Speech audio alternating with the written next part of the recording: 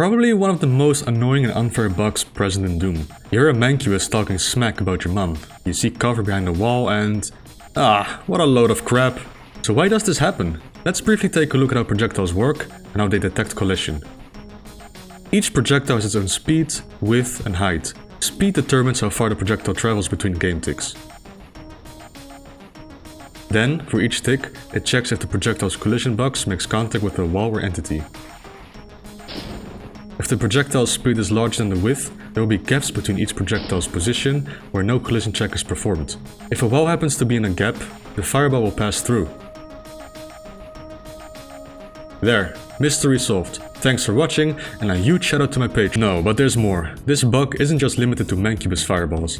This will happen to any projectile whose speed is larger than the width. Imp fireballs have a speed of 10 and a width of 12.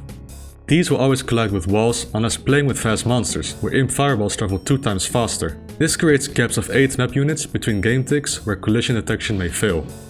Same with Cacodemon projectiles. Normally they have a speed of 10 and a width of 12, so these will never go through walls.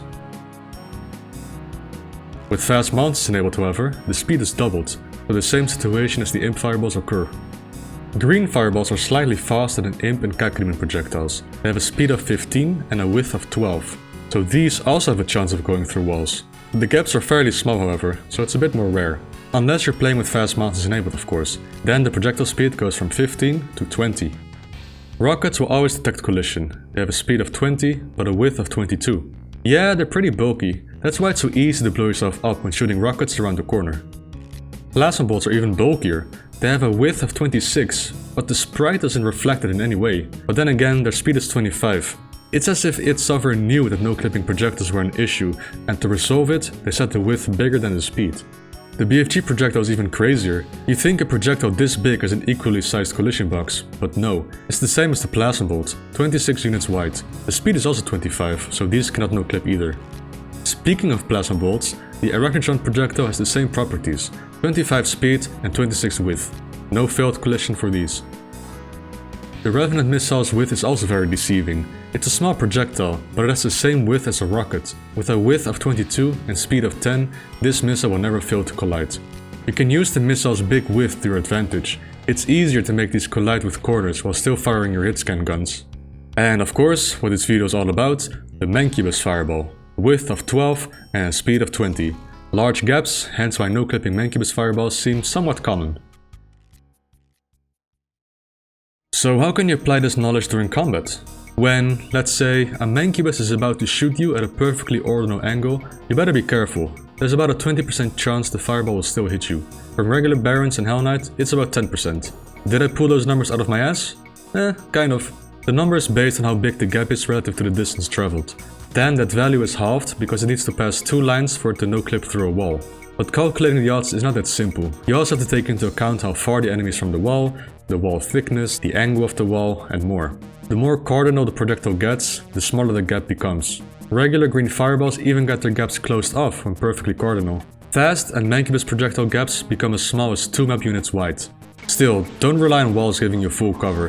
When you know a Mancubus is firing into a wall, just stay on the move. Being a sitting duck may screw you over in the end.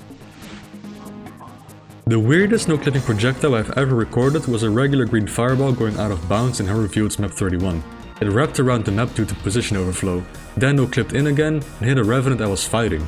The fact that it no-clipped twice isn't too rare, around 5 to 10% chance given the angle, but the accuracy of it hitting an enemy, let alone the one I was fighting at that precise moment, is insane. I've only had that happen once in my life. What? What just happened? Often you may also hear random projectiles exploding when all enemies have died already. What causes this is that a projectile went out of bounds, kept wrapping around the map until finally colliding with something. This process may take several minutes if the angle is not too steep. But yeah, hope you learned a new thing or two. Thank you very much for watching this month's analysis video. Also a big thank you to the supportive patrons, and a shout out to the following turbo nerds. 19 Day, Agonizing Rectal Pain, Andrew Riss, Andrew Yukimchuk, Andriy Dicklin, Art Cox, Basil, Beaks Make Me Coom, Bouncy Bob, Brian Thompson, Thunderstorm, Kappa Bitch, Chief Kotrake, Chronic... Chronic Comer, Cyprian Russo, Deadman0815, Francis T218, John Guy, Joseph Shantz, Katsune Teku, Kirill Gorobets, Lars Soderberg, Matthew American, Matthias Sippert, Mr. Charon, Nighthawk71, Pyro Shi, QuakeGamer632, Raven King, Retro Game Bro, Riley, Robert Wakely, Sean Wang, Sense993, Shakes999, Spectier, Stick Jacobs, Stephen Halustik, Teko Kami, The Bell Tolls, Thomas, Tim Gerasimov, Turban2k5, and Zep Rouse Dower. Thank you, and see you all later.